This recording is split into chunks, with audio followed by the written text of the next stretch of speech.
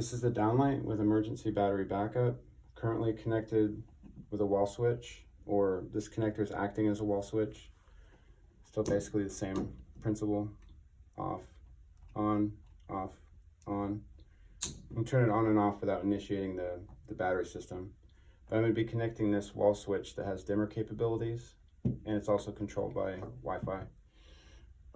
So I've already got the neutral connected, and so there's 4 neutrals that are connected in this setup. The neutral from the battery, the neutral from the driver, the neutral from the line in, and the neutral from the wall switch. So all 4 of those are connected. And so I'm going to take apart what would be the wall switch. And the red wire on most wall switches is going to be the line out. I'm going to connect that to the Downlight's driver.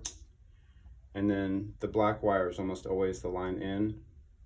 I'm going to connect that to the driver's black wire, or the battery's black wire. And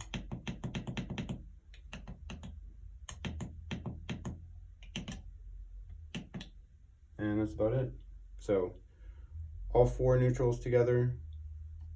Black is line in from the battery. Red is line out to the driver.